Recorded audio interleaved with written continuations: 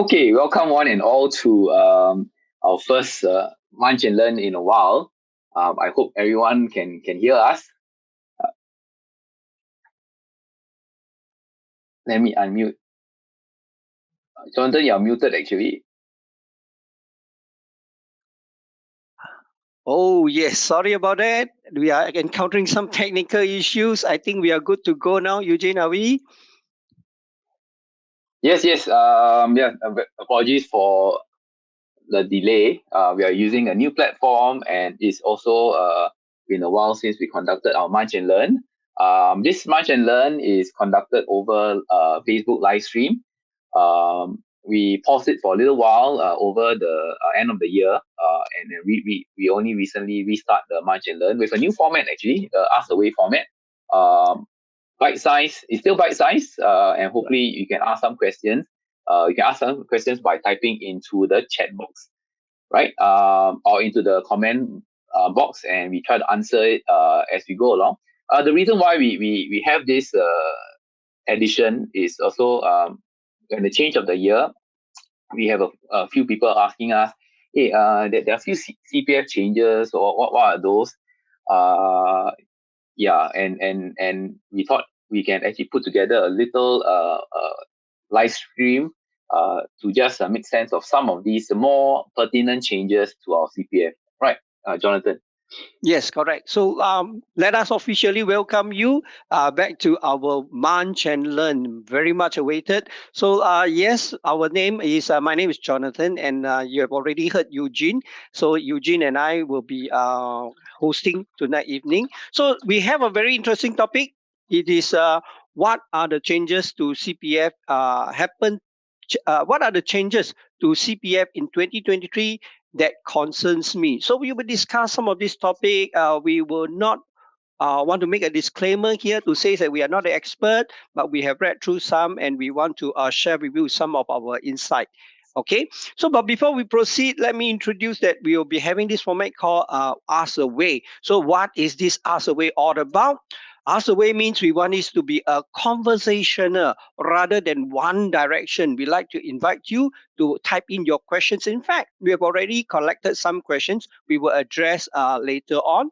So along the way, if you have some question, please key them in the comment box. And then, yes, as Eugene promised, we'll try our best to address them. So we really thank you and we welcome you along the way to come and feed your questions related to CPF tonight. Maybe some other questions, we can reserve them for another evening, right? So thank you very much. Now, before we begin, can please allow me to introduce what CCS and what we do, okay?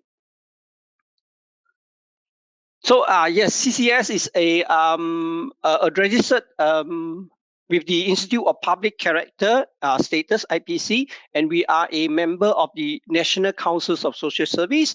Our aim really is to be the leading charity. I am so sorry, not just technical fault. My tongue is also having some numb without haven't taken my dinner. Okay, we aim to be a leading charity that foster financial resilience and the trusted organization for all matters related to debts. And if I can just share with you who we are and what we have done. The next slide is.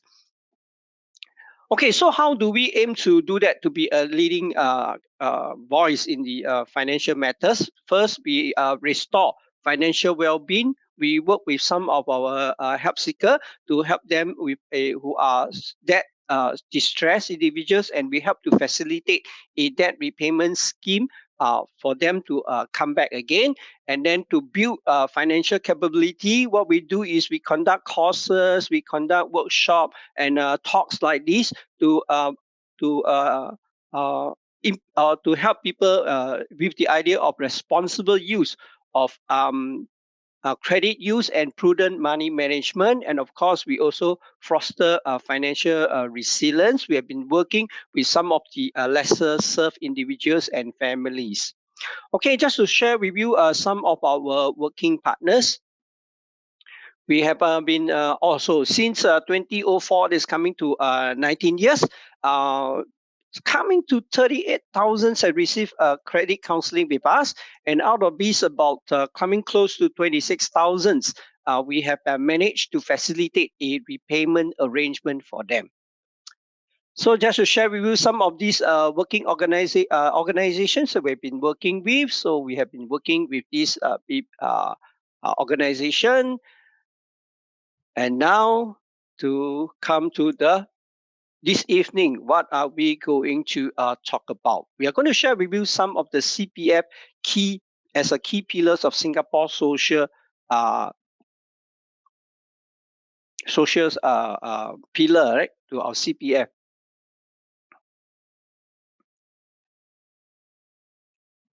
Yes, Jonathan, thanks for the introduction to CCS. So tonight, what we're going to do is gonna just recap what are some of the changes that was announced in 2023, beginning of the year. Some of the changes in CPF, right? So especially this concerns everyone who is working right now, actually. So if you have been working for a while, you should be familiar with what the CPF is. Am I right, Jonathan?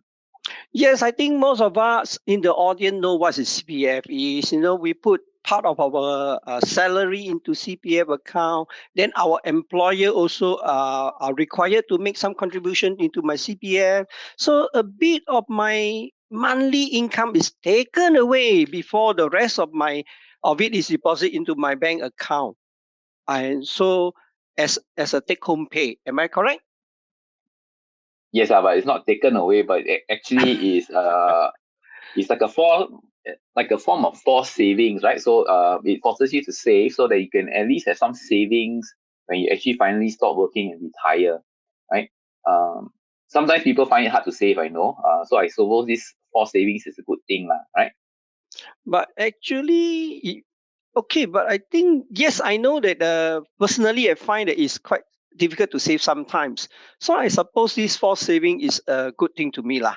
Yeah, But exactly. It is, yeah. retirement is a bit far off for most of us or some of us. So I also hear some people wonder, lah, why can't they just use the money in the CPF as and when they want? They feel that it is like the government wants to lock up their money. Well, actually, do you know that when the CPF scheme was started way back in 1955, it was meant to help Singaporeans save for their retirement, right? By making monthly contributions. So that was the forced savings aspect of it. And I think many other countries also have some sort of what you call it, pension system, right?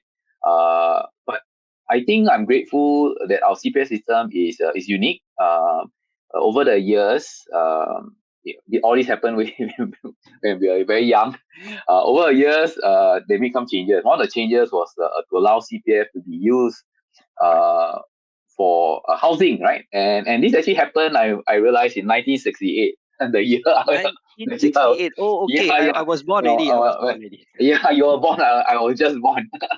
Right, right. They let us use CPF for housing, and subsequently CPF can be used for healthcare as well. With the introduction of MediSave and MediShield. Right. And then yeah, so I think most people find that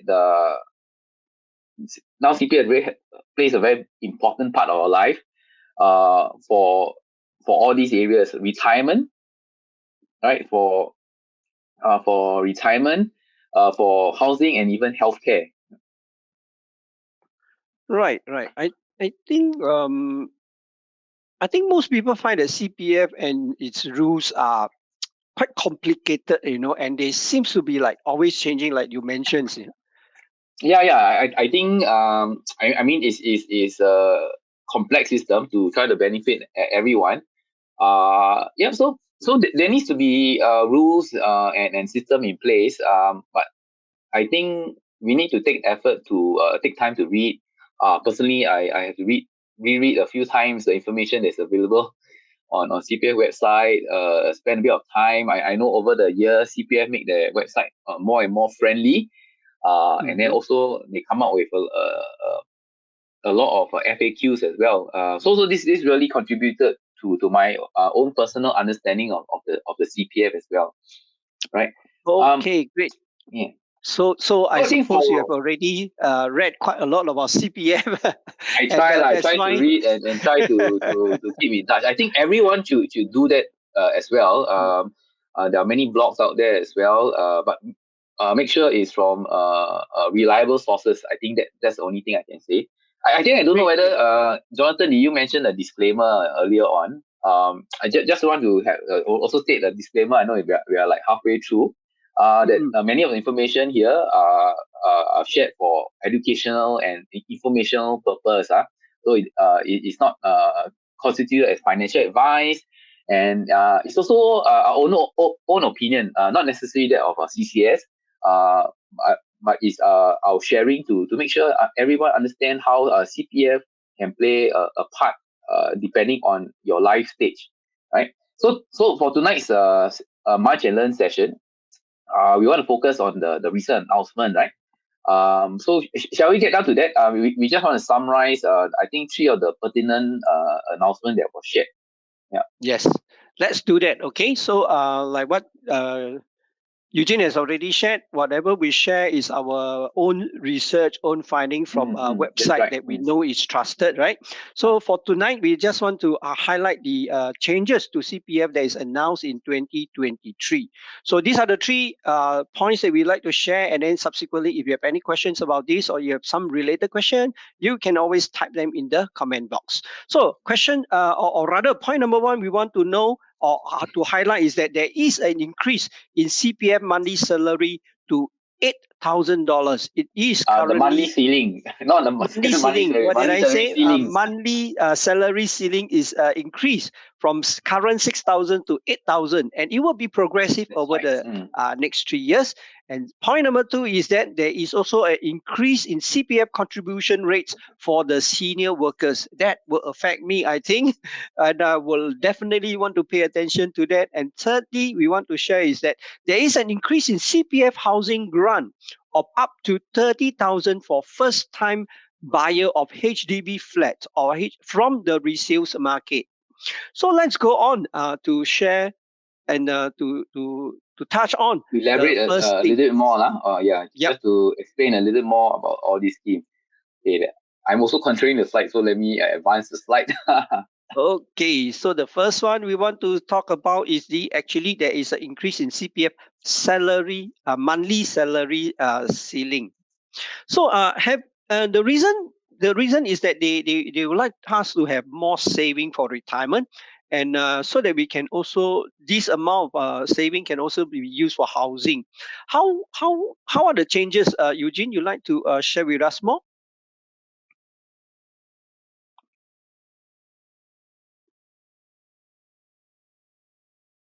Oh, Eugene, you're muted, I think.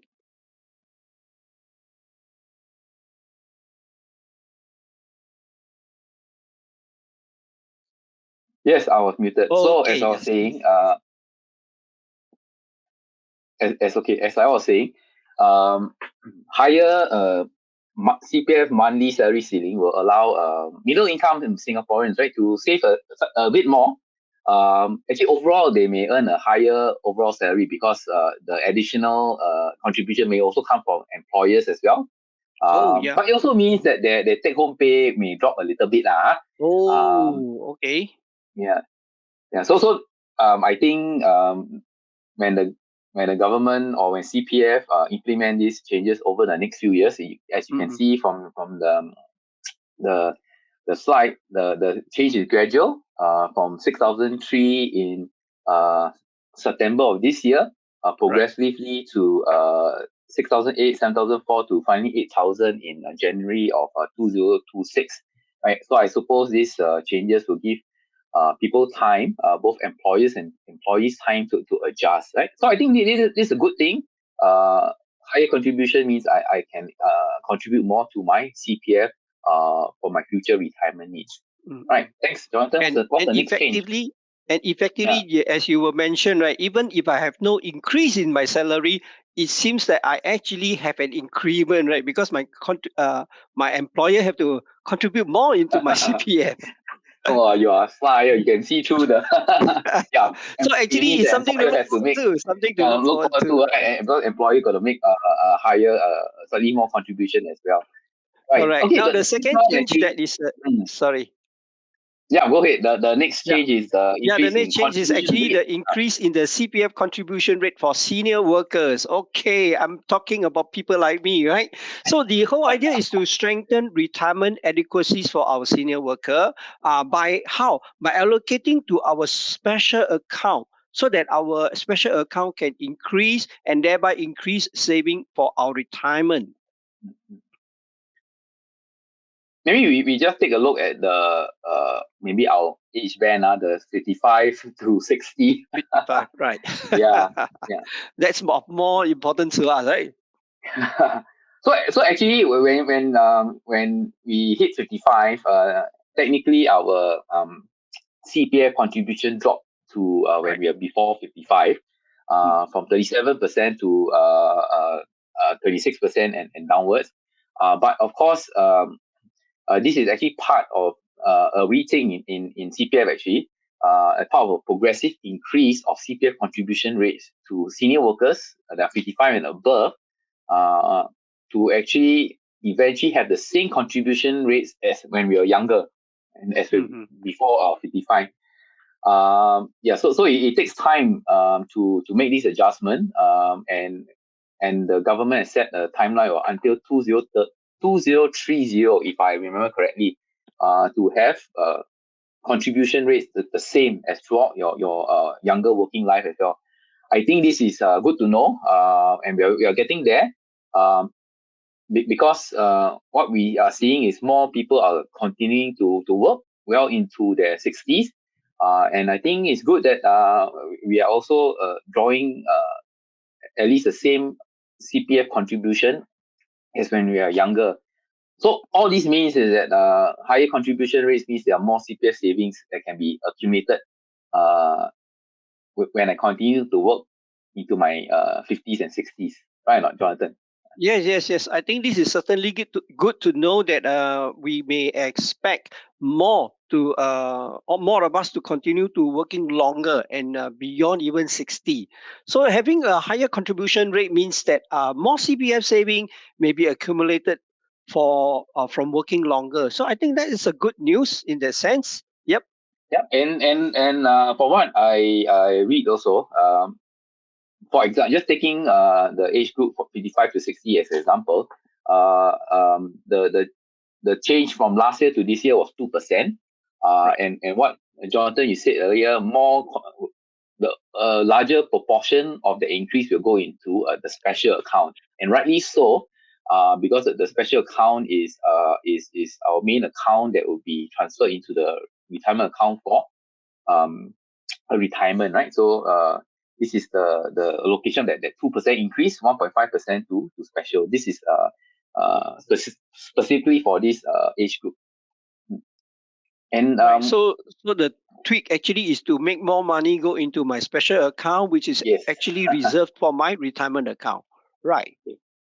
So going on to the last change, the last significant change, which I think is the CPF housing grant. Maybe Jonathan, you Yeah, want to I take us think this through one that? is a good news for those first time buyer who wish to purchase a flat from the resales market.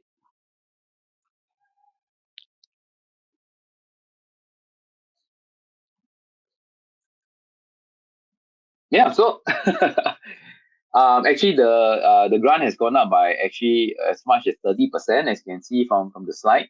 30,000. If you're 30,000. yeah, at 30,000, sorry. Yeah. So if your family, you have your family haven't get your first flat, um, and you want to, or rather you can't wait, for your BTO. BTO has a waiting time to build and things like that, and you need your home slightly urgently, or maybe you want a specific location that's not offered as part of BTO. Right? So it's therefore you want to buy from the resale market. So I think these are good reason. And having seen the recent prices of HDB resale market, resale flat prices going up, so the increase in CPF housing grant comes in very useful for first timers, families, and even singles. Of course, there are limit to the size of flat that you can buy.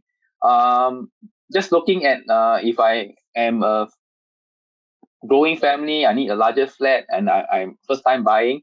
My grant will go up to 40%, 40,000 to 50,000. But if I'm looking for a smaller place, I have actually more grants going up from 50,000 to 80,000. Yes, So it's a that's 30,000 definitely a great news for those first timer who are trying to buy a first resale flat, right? And this CPF housing their grant is first flat lah. really a Yeah, it's great actually news. it's their first flat or their first house from HDB. HDB. But of course, those who can wait, then I mean, we should wait for BTO, get new flat, and you may not have to fork out so much for new HDB flat from buying from BTO, right? Right. Also, these are changes in our opinion that I think affects almost every strata of working Singaporeans, from the young to the mid-career earning good salaries, to the first-time home owners, the young families, couples who have urgent housing needs, to seniors or young seniors who wish to continue working, right? I think, yeah, so that is our quick sum up of the very pertinent changes. Why not we just look at the questions that we have received actually earlier. I think we have received some. While I look into the comment box as well to see any new questions that come in. All right. Yep. So while Eugene is looking at some of the questions are coming in, as I shared earlier, we have received some questions. So maybe I will just share with this with you all. So there is a question who says that I work as a platform worker. How can I benefit from the CPF since I do not make any contribution to CPF? Now, Platform you see, workers. yeah, What platform examples worker. are platform workers? Example of platform workers will be the delivery guys, the Grab delivery. These are so-called platform workers as well. Oh, so private hire drivers, I suppose they are Private considered. hire drivers. They are mainly, if I can use the word, self-employed. Okay, and they are not under any employment, so they are in a sense not protected by the Employment Act. Mm. So Okay, this guy so is what saying was that, the yeah. What was the question received? Okay, so he says I'm a platform worker, so how can I benefit Okay. from CPF? Because I don't make contribution to CPF. I see. I think that has changed, right? There's a recent announcement. Yeah, recently the Parliament has already deliberated, and they have already considered some implementation or some consideration. So from what we read from the newspaper as well, from the public accessible data, is that the contribution will actually begins from 2024 onwards. Then these platform workers who are below the age of 30, you become compulsory to contribute to their CPF, ordinary and special, and their type, or rather their employer, if I can use the word, will also have to form part of it. Now, so for those people, platform worker who earn 2,005 or less per month, so they can be from employment sources, so they will be eligible to this scheme if they and if they are required to make CPF contribution or opt in to do so. So there are Okay, I good think news the coming. opt-in. Yeah, I think the opt-in is for those platform workers 30 and above, right? 30 and above. They can voluntary. So there are two big groups of two big age group. One is below the 30, which I think will be compulsory for them to contribute, right? Okay. To their CPF ordinary SA account, and then the employer will also be making contribution as well. For those Right. 30 and above, I think it's voluntary. Yeah. But I think if I'm above 30, I would also opt in, right? So I can ensure that I am I can save in a disciplined manner and a regular manner. Yeah, I may take home less take-home pay, but at least I know at least there's some forced savings, like how we discussed earlier. I think it's a well, it's very it takes a lot of discipline to save. So this is a good way to save more for future needs, be it housing or even and ultimately retirement. Right. Good. And I think they are also be very mindful. I think the committee suggested that they will start looking at a low figure first. If from our reading is at the average about 2.5% and the 3.5% from the employer. So they will slowly and gradually adjust it upward. So to give both the platform worker and the employers time to adjust and adapt as well.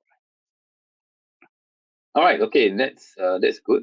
Do you have any questions? Oh, we also know that we're gonna overrun a little bit. Probably Yeah. we just look through one or two more questions that we have.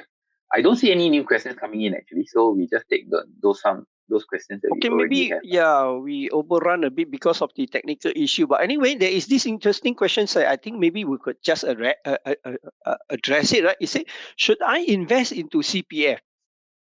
Huh? What would you respond? Maybe you can interpret the question as, can I invest using my CPF?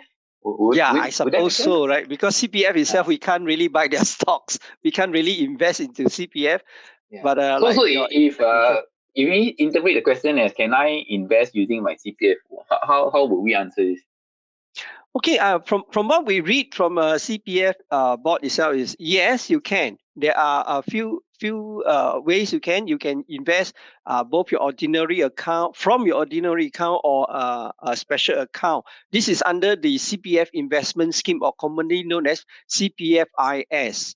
Now, what are the few things that you can invest in? Is that you can invest in both the approved, okay, the unit trust, unit link insurance product. You can also invest in the approved annuities, endowment policies, and then government, of course, Singapore government bonds and the T-bill or treasury bills. You can also invest or put your CPF money into a fixed D. Okay, so these are some of the things that you can invest with your CPF monies. Oh, so Jonathan, personally, do you have you invested any of your CPF monies? Personally, I didn't bother to actively manage my CPF monies because on my own, I'm quite contented with the interest they are giving me. So I didn't quite monitor into them, but I do hear from some of my colleague and friends that they look into T bills because if they can use an ordinary account to go into treasury bills, when I say T bills, which sometimes give better offer than the 2.6, so they would do that. Yeah, yes, I see. Okay. So I think the lesson here is your rate of return, right? So where you're using money from your OA, which already can earn you doing nothing 2.5. can already Yeah. earning at least 2.5%, and SA without doing anything, you can don't even think about it, you're already earning 4%. Like you said, you don't actively manage, right? So for those who are thinking of investing in OA and SA, you need to manage it a little bit more actively. Make sure you know what you're doing. Uh, um, Although many of the products here are scrutinized and have to become under the approved list, but all these still carry a risk, right? They still carry risk, and depending on where you are in your life stage, you may not have the sufficient runway to recover if the returns are less than what you expect to be, right? Yeah. So is to be careful, and to be aware of what you're doing. And I think for first timers who want to use their CPF for investment, they have to meet certain criteria, and one of it is to complete a CPF self awareness questionnaire, right? For new investors to test uh, your at least your fundamental investment knowledge, right? Yeah, so I think that is a word of caution if you want to use your CPF, OA, and SA for investment. They do carry risk, as opposed to a CPF earning interest rate. The interest is guaranteed by the government. By the way, Jonathan, you know how CPF savings are invested? How the government invests CPF Whoa, savings? actually, I have no idea. Which I need you to enlighten me on that. I only know that they give it Okay. 2.5 and 4%. Yeah, that's good. Okay, I'm not a guru in this area. But at least I do know that CPF savings are actually invested in special Singapore government security. In Okay. short, I don't know technical details, but in short, Mm, it's guaranteed by government. It ensures right. your CPF interest and savings are safe. The Mm, interest rate is regardless of short-term and even medium-term financial market conditions, right? So you do get to earn that 2.5 and 4%. And of course, if you there's also bonus interest, right? On the first 60,000 in for those that are below 55. And if you're 55 and above, you got another additional 2% on the first right. 30,000 of your up to the first 60,000 of your CPF balances. That's a good thing as well. So, Well, so CPF is quite safe, and it actually makes some sense to top up or rather put money into my CPF if I have, right? Because beside earning the guarantee or a near guarantee lah, kind of return, for top up we actually also can enjoy a tax relief up to 8,000 of my oh top yeah, up as there's well. a if but only if you top up to your own Yes, or your spouse or your parents' CPF lah. right. Yeah. Related, Top up means related. using cash, right? You top up means using Yes, cash. yes. That means I Yeah, use my cash and put into CPF. correct. Yeah, and you only get the tax rebate is for yourself, for your spouse, or for your parent. Yeah. So Yeah. for some of us who have some cash, you may I don't know. You may So want to maybe look for into those of this side. us with children working, if you are 50, if you got children already working, and they got money to give you, ask them to give you money and put it into the CPF, Right, and right, right, in return they'll get a tax relief, and in return right. I as a parent Uh, have more in my SA and Retirement year. USD, more in my retirement years. That's right. Oh, that's Right. good. That's Okay. good. That's actually multi Yeah. benefits. Okay, I suppose Okay. I we only have time for these questions. We may just need to move on. Shall we? Actually, that would be maybe we leave questions for anyway. If there are any other questions come in, we can take into our next edition of CPA, our next The next edition talk, of right? Ask Pass away. Away. Uh, we actually we going to conduct this every month anyway, right? Right, right. Yes, Okay, we will so be making announcement yeah, on that as well.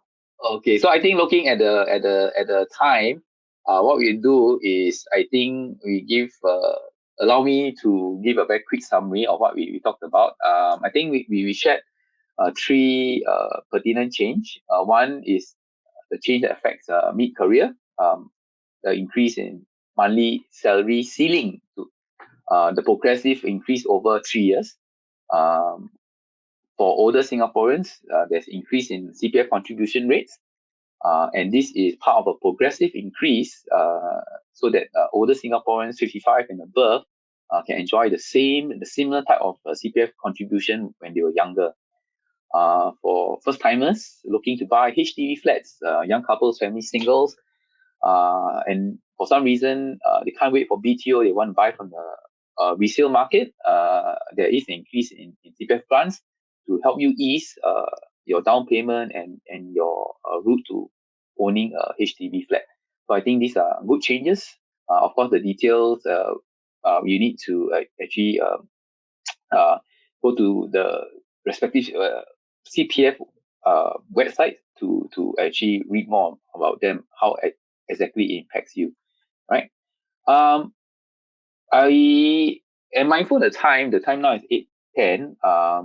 I also would like to just share what uh did something. Okay.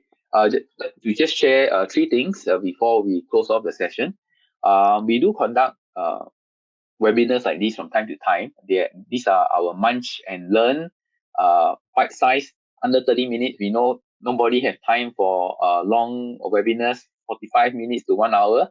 So we compact and compress our webinars into bite-size with nuggets of information such as this, and provide money management tips. All right. Follow us on Facebook to get updates. We will hold this once a month in the evening, usually in the evening time slot. Secondly is we are also very concerned about young seniors. So we have courses for young seniors under the banner of the National Civil Academy. So do head on to our own website to find out more. And lastly, we also do talks for organizations so that you can help improve your financial well-being of the people in your company, organization, and in your team as well. Follow us on Facebook, or you can write directly to us, education@ccs.org.sg. All right. And lastly, before we close off, just like to just share a bit of how people can come forward to seek help if they are experiencing financial difficulties in the area of debt repayment. We conduct weekly talks on debt management. Go to our webpage and sign up. Anyone can attend. If you just want to attend, find out more about debt management, feel free to sign up. Those who want to see and speak with a credit counselor, they are required to submit a request for counseling, and then we schedule them for one-to-one session, right?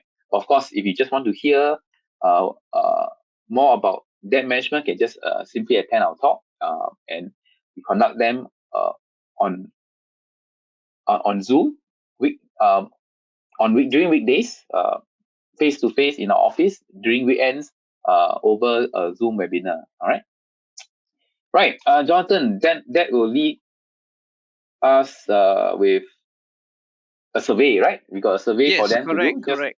We really appreciate you staying through with us and tolerating our technical issue at the beginning. So right now, we really appreciate if you can give us your feedback. If you can just scan the QR code from there that is appeared there, and do we have the QR code available for them to click? Okay, I got it. Let me just try to put it into the comment box.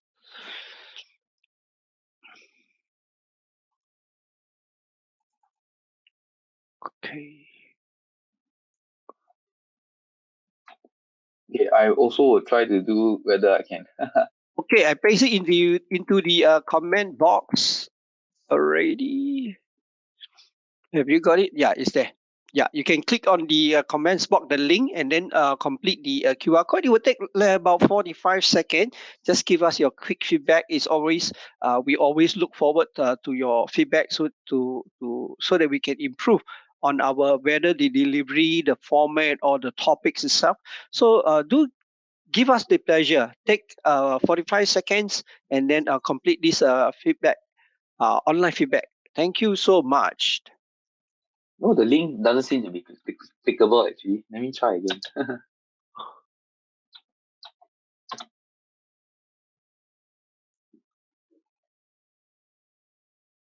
Oh, is it? I can click. Yeah, You can click, is it? wasn't. Okay. Is it clickable on your side? Because on my side, okay. Yeah. Anyway, it's okay. I think if you can copy the link, you can actually cut and paste into your browser. In any case, thank you for your attention. I very much like to apologize for the delay in starting the webinar, and for the initial technical difficulties. Thank you for your feedback as well. I think the next Munch and Learn, it says the next Munch and Learn is actually in the slide itself is going to be on the 11th April, a Wednesday evening as well, 7:30. And this time our topic will be why can't I pay down my credit card debts? Why? Okay, so if you have any related questions on this, we will be posting this event very soon on our Yeah. Facebook. Keen, So any if you got questions? questions on debt and credit card, why interest rate like that, why I can't pay down, how can I pay down, how can I resolve credit issues, type in your questions once in Facebook once we publish the event and join us for the next Munch and Learn Ask Away edition on why can't I pay down my credit card debt. Yes, why? Okay, so thank you very much for staying with us. We want to wish you a good evening. Keep well and stay safe. Bye bye.